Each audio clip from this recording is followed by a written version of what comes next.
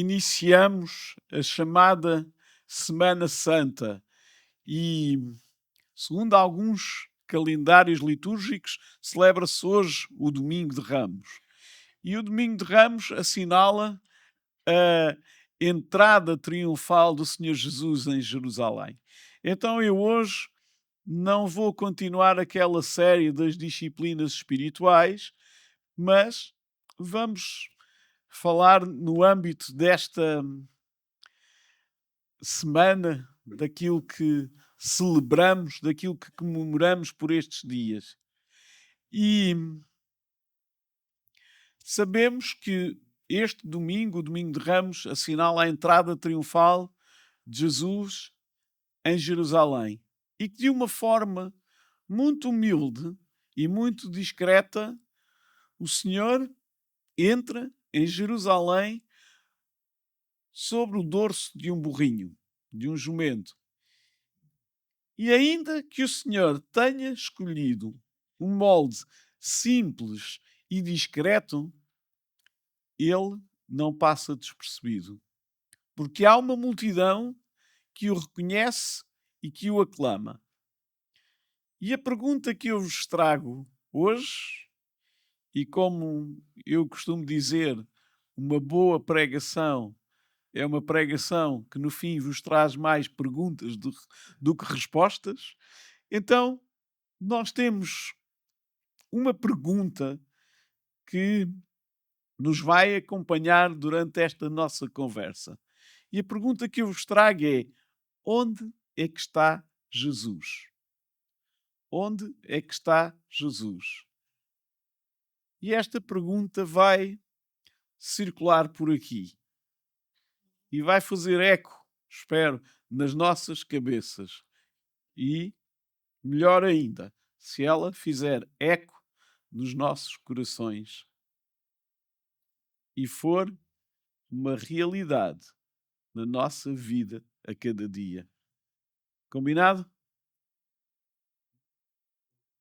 E então nós vamos tentar, de alguma forma, ao longo desta nossa conversa, estes 25 a 30 minutos que estaremos aqui, perguntar-nos e tentar encontrar alguma resposta. Onde é que está Jesus? E o primeiro texto, podem por favor projetar, está ou procurar nas vossas Bíblias, Mateus 21, 7 a 11.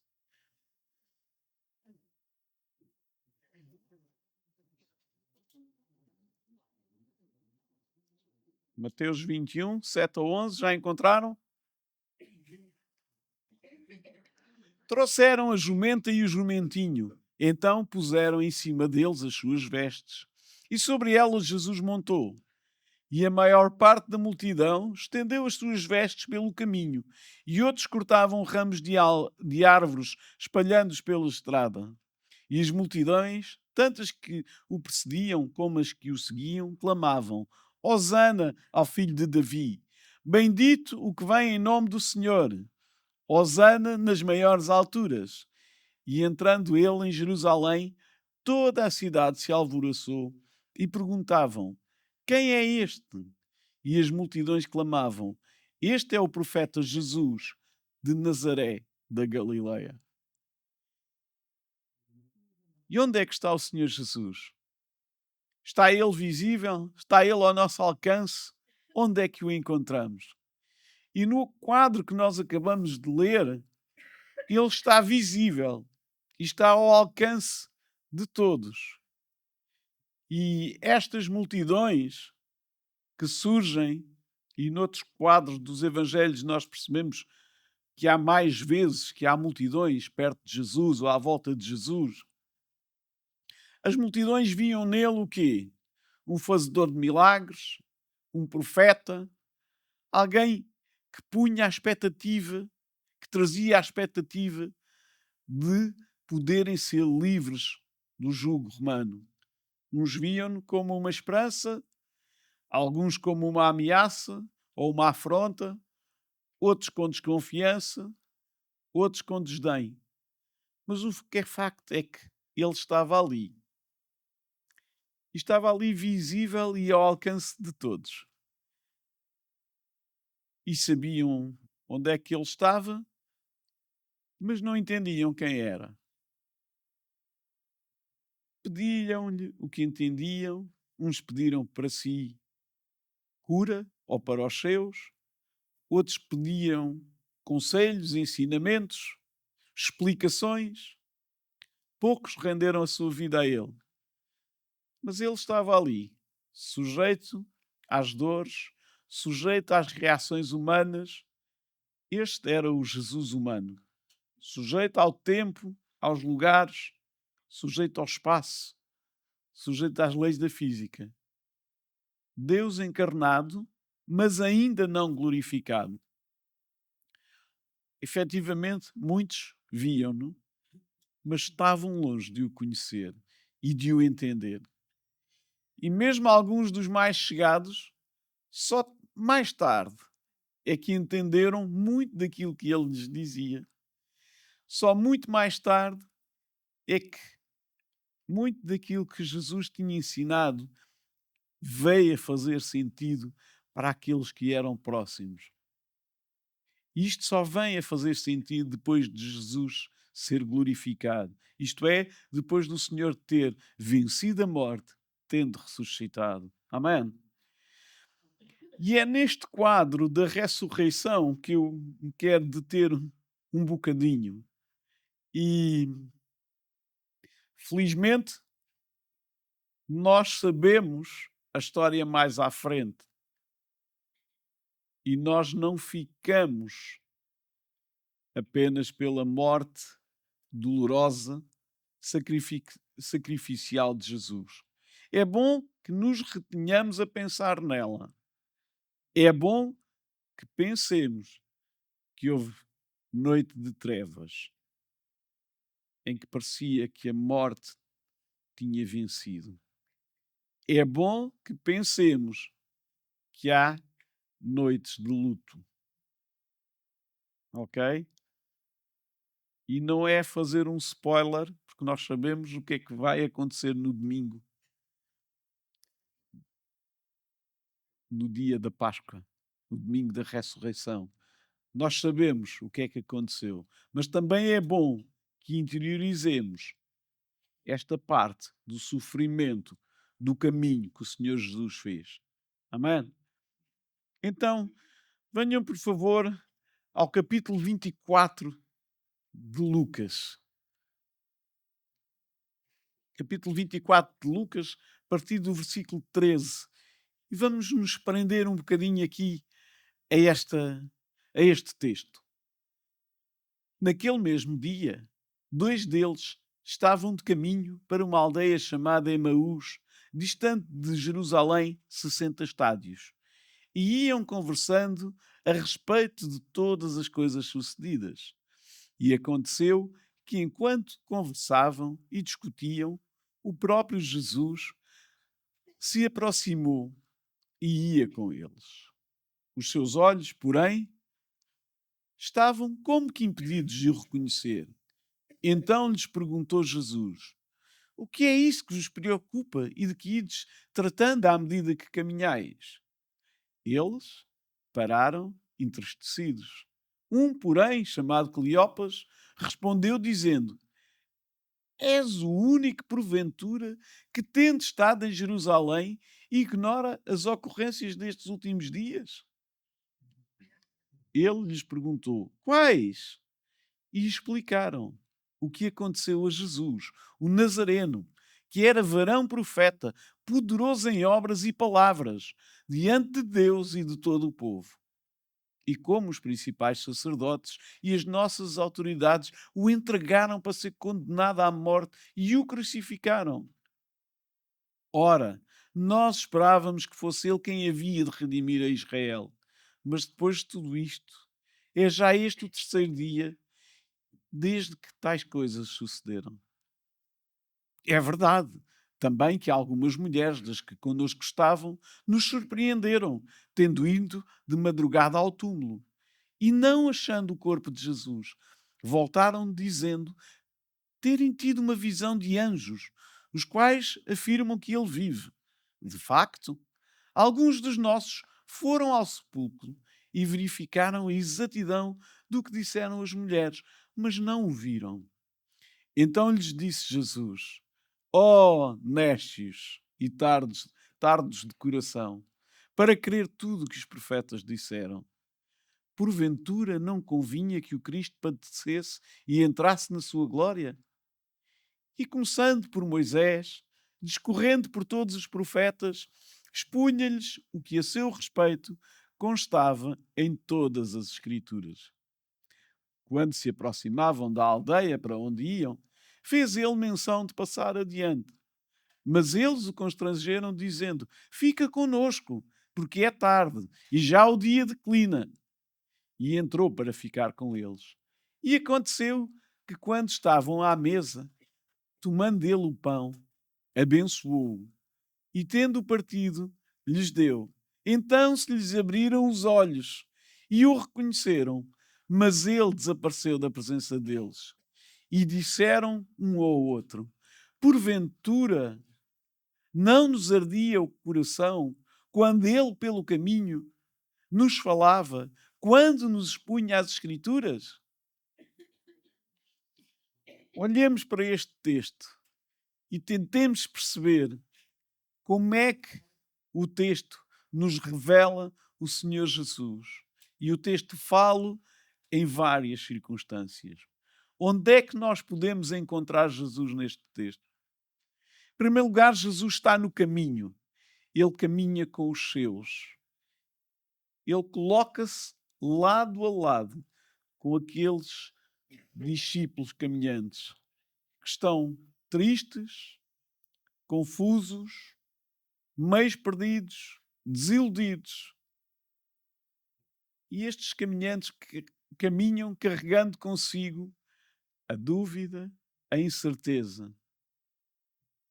Mesmo assim, neste ambiente de pouca esperança, de baixa expectativa, ele está presente. Apesar de não ser reconhecido por eles, ele está presente. E está fisicamente presente. E num primeiro instante, está ouvinte, está atento e está interessado em caminhar com eles. Ok? Jesus está presente. Eles ainda não perceberam. Eles ainda não deram por isso. Mas Jesus está ali, ouvi-los. Está atento à sua conversa. Está presente. E faz-se sentir presente. E está a caminhar com eles. Nós podemos também encontrar aqui o Senhor na mente e nas palavras destes dois discípulos. Quando eles referem no versículo 19, Jesus, o Nazareno, que era varão profeta, poderoso em obras diante de Deus e de todo o povo. Esperávamos que fosse ele quem havia de redimir a Israel. Então, neste caminho, o Senhor está também na mente deles. De alguma forma, eles lembram-se de algumas coisas. Lembram-se da expectativa que tinham, lembram-se da esperança que tinham e que agora está completamente cheia de interrogações, cheia de apreensões e de alguma, ou se calhar de muita frustração. E neste caminho de dúvida, de incerteza, em que o Senhor está na mente destes discípulos, e esta era uma caminhada de 60 estádios, e 60 estádios são à volta de 11 quilómetros. Não é uma caminhada nem muito curta, nem muito longa. É uma caminhada suficientemente longa para que haja reflexão, para que haja confrontação de ideias entre eles. Certamente que conversaram bastante. Eu não sei quanto tempo é que vocês levariam a fazer 11 quilómetros a pé, mas para mim seriam 2 horas. 2 horas e um bocadinho. Ok? Podem tentar fazer essa cronometragem, perceber quanto tempo é que vocês levam a correr, ou melhor, a caminhar 11 quilómetros. E, de facto, para aqueles dias, não é uma distância nem muito grande nem muito pequena. É uma distância média. E uma distância média dá para ter dúvidas, dá para expor incertezas. E nos dias de hoje, nos dias que correm, em que abrimos as notícias e percebemos que o mundo está às avessas, em que nós vemos os princípios e os valores que dávamos como bons, como certos e adquiridos, estarem a ser postos em causa, nós temos certamente as mesmas dúvidas que tinham estes discípulos.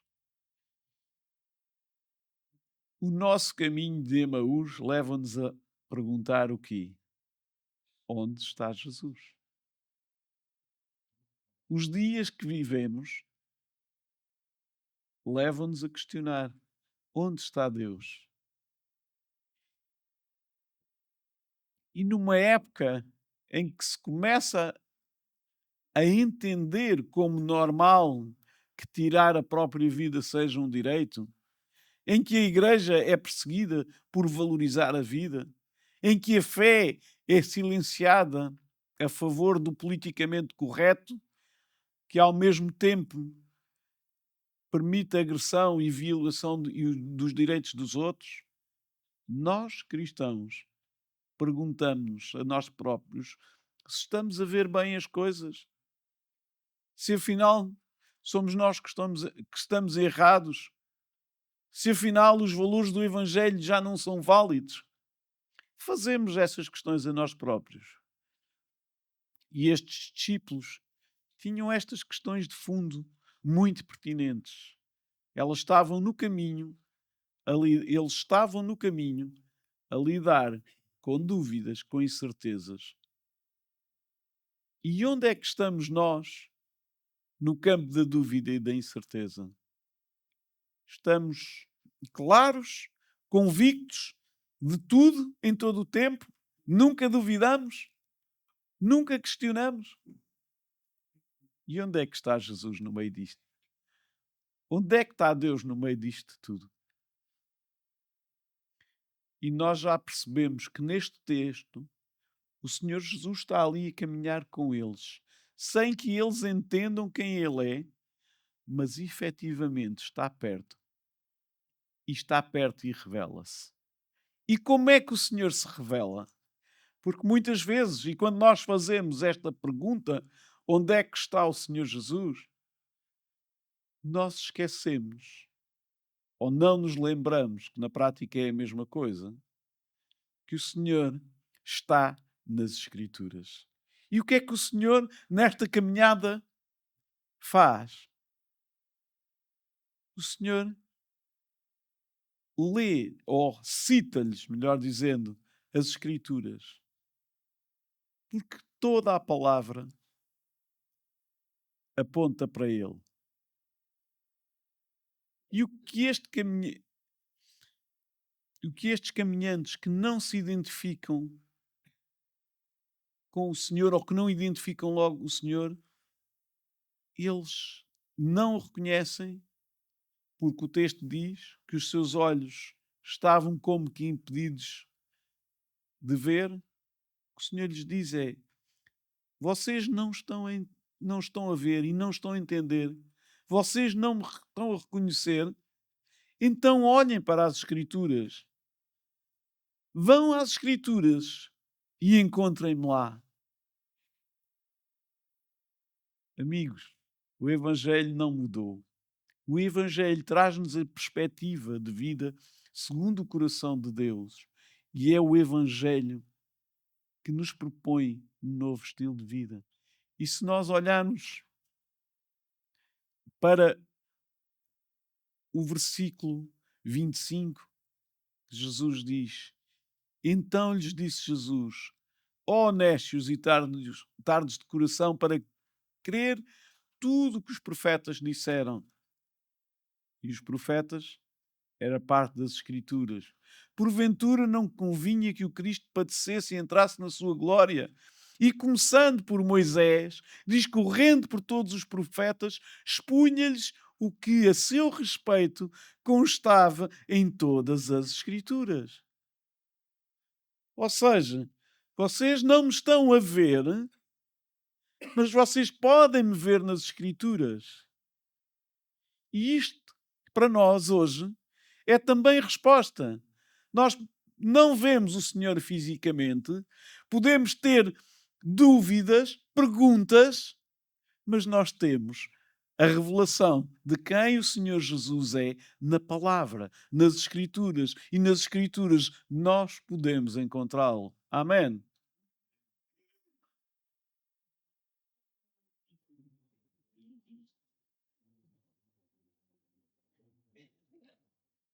É assim que o Senhor muitas vezes fala conosco e se revela a nós.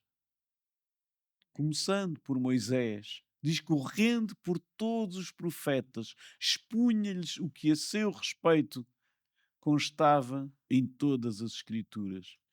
E a principal da função das Escrituras, como eu disse, é revelar o Senhor Jesus. E toda a Escritura, todo o sermão tem que apontar para Jesus. O Senhor Jesus está nas Escrituras e toda a palavra aponta para Ele.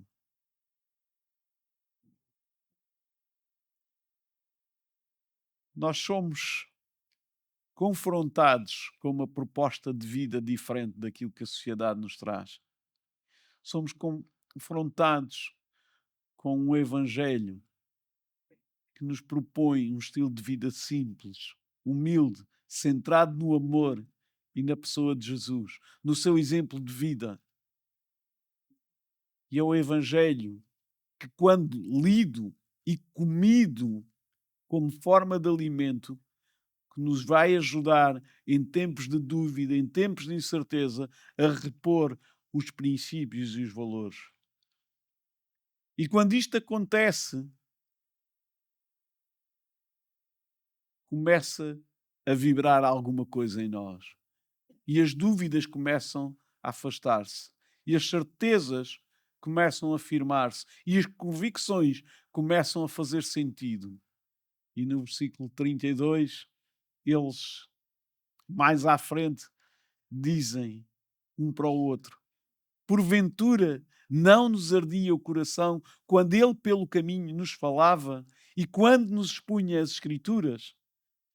Então, amigos, quando nós nos alimentamos da palavra, quando nós nos fortificamos na palavra, ela começa a fazer sentido e começa a arder nos nossos corações.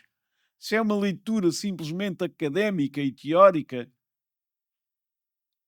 se calhar vamos tirar alguma coisa, mas pouca. Mas quando a palavra arde nos nossos corações, quando a voz do Senhor abre nos nossos corações, arde nos nossos corações, então aí a dúvida desaparece. E a confiança fica. E a fé aumenta. Amém. Mais à frente, nós percebemos também pelo texto que Jesus está receptivo e que está disponível. E que são planos do Senhor estar conosco. Então ele aceita o convite daqueles homens para entrar na casa deles, para aceder a um nível maior de confiança e de intimidade. E ele é o Jesus que nos visita também. E é o Jesus que se senta à mesa conosco. Ele é o Senhor da mesa. E o Senhor que nos acolhe e que nos serve à mesa. E certamente que naquele jantar, em que a conversa foi fluindo, fluindo, e que estes caminhantes teriam encontrado algum consolo, alguma expectativa, e isso acontece sempre que nós nos encontramos com Jesus. Sempre que nós nos encontramos com Jesus, a nossa expectativa cresce, o nosso ânimo revigora-se. Como é que está a tua expectativa? Como é que está o teu ânimo relativamente ao futuro, relativamente ao dia da manhã? Como é que está a tua força anímica? E por outras palavras, como é que tu estás a encontrar Jesus? Onde é que tu estás a encontrar Jesus? Estás com expectativas baixas? Tu vives com dúvidas? Tu estás desanimado? Onde é que está Jesus no teu horizonte? Onde é que tu estás a encontrar-te com Ele? O Senhor tem sido convidado para a tua mesa? O Senhor está a ser convidado para as tuas conversas ao almoço ou ao jantar? Quando nestes dias festivos te juntares com a tua família, por exemplo, no próximo domingo, no domingo de Páscoa, o Evangelho vai fazer parte das tuas conversas? A vossa oração será uma oração de confissão e de gratidão? E reparem o que é que este texto nos diz. O Senhor não foi um simples convidado. Percebam que num dado momento daquela refeição, é Ele que está a servir. Versículo 30. E aconteceu que quando estavam à mesa, tomando ele o pão, o abençoou e, tendo partido, lhes deu. É o Senhor que está a partir e a servir o pão já. De um estranho que entra em tua casa, surge alguém que está intimamente a partilhar e a servir-te. E o que é que simboliza o pão partido? O que é que simboliza este pão partido? Simboliza o corpo do Senhor moído por nós. E Jesus é o quê? Se nós lermos João capítulo 6, 35 e 36, diz assim: declarou-lhes, pois, Jesus: eu sou o pão da vida. O que vem a mim jamais terá fome, e o que crê em mim jamais terá sede. Porém, e agora reparem na semelhança com o quadro do caminho de Emaús. Porém, eu já vos disse que, embora me tenhais visto, não credes ou não reconhecem. Muitos veem o Senhor, mas na realidade não estão a vê-lo, não estão a reconhecê-lo. Mas o Senhor diz: eu sou o pão da vida. E o que é que aconteceu com estes discípulos? Eles viram, eles falaram com Jesus, mas este não lhes tinha ainda sido revelado. E onde é que eles vão encontrar o Senhor? É no partir do pão. E é neste partir do pão que eles reconhecem o pão partido e reconhecem o Senhor. É nesta ceia simbólica que nós reconhecemos a sagrada comunhão, quando nós celebramos a ceia do Senhor, no cumprimento do seu mandamento. Nós não estamos só a cumprir um mandamento, mas nós estamos a assumir o compromisso com Deus e com o seu corpo.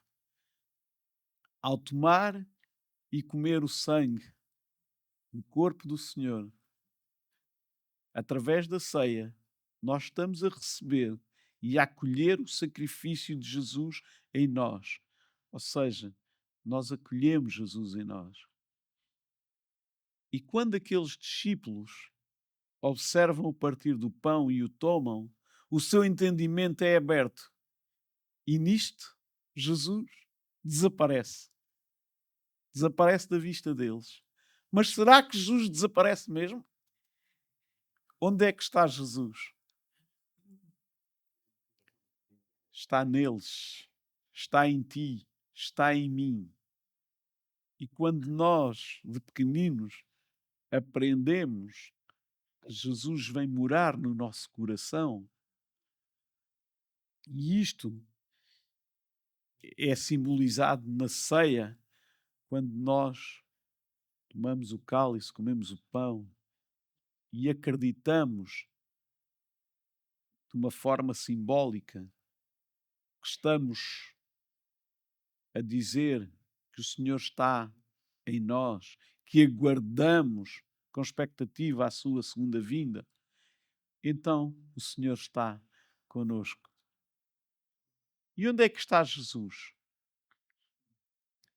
Ele está no pobre, está na viúva, está no doente, no preso, no faminto, e está aqui para servir. E ao mesmo tempo precisa que nós sirvamos e que o representamos no serviço do carenciado. Nós acreditamos que o Senhor Jesus virá outra vez e que essa vinda será o culminar do estabelecer do reino. Amém? Acreditam nisto? Acreditam que o Senhor vai vir segunda vez e que essa será a implantação definitiva do seu reino? Acreditam nisto? Amém. Há dúvida. Admitamos, por exemplo, que Jesus já tinha vindo e que por alguma razão de distração ou cegueira espiritual nós não o tínhamos visto. Admitamos, por hipótese, que Jesus já tinha vindo e nós não nos tínhamos apercebido disso. A pergunta é a mesma. Onde é que está Jesus? Mateus 25, 37 a 40. Então perguntarão os justos: Senhor, quando foi que te vimos com fome e te demos de comer? Ou com sede e te demos de beber? E quando te vimos forasteiros e te hospedamos? Ou nu e te vestimos? E quando te vimos enfermo ou preso e te fomos visitar? O rei, respondendo, lhes dirá: Em verdade, vos afirmo que sempre que o fizeste a um destes pequeninos irmãos, a mim o fizeste. Então a pergunta mantém-se: onde está Jesus?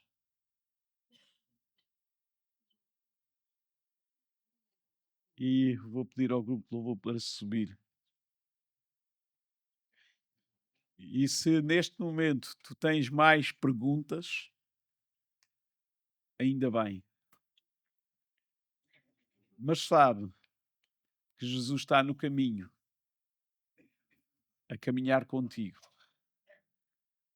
E sabe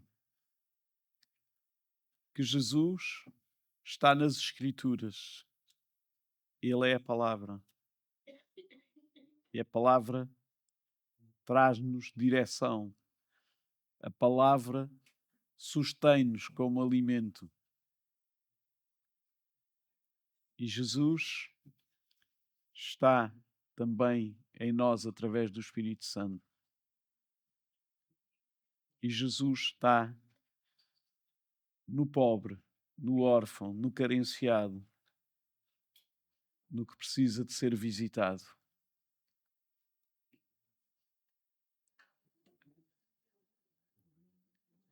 Mateus 28,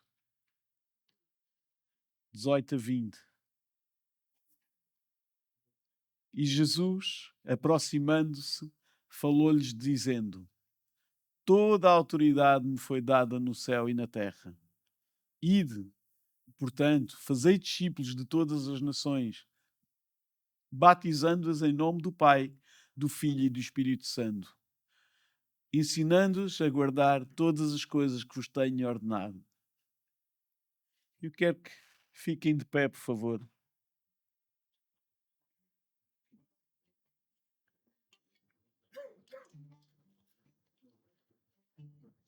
E eu quero convidar-vos a lermos a uma só voz esta última frase.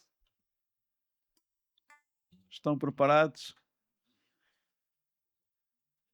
E eis que estou convosco todos os dias até à consumação do século. Vamos dizer outra vez. E eis que estou convosco até à consumação do século. Amém. Então, onde é que está o Senhor Jesus? Está conosco. Amém. Em tempos de incerteza, em tempos de dúvida, saiba que o Evangelho não mudou. Saiba que o Senhor está consigo. Saiba que o Senhor está conosco. E saiba também que você pode ser Jesus para o outro. Saiba que você pode ser canal de bênção, canal de esperança para os outros. Esse é o chamado da igreja. Que sejamos farol que anuncie onde está o porto seguro. Que dê uma luz, que dê uma expectativa, que dê um caminho. E Jesus é o caminho. Amém.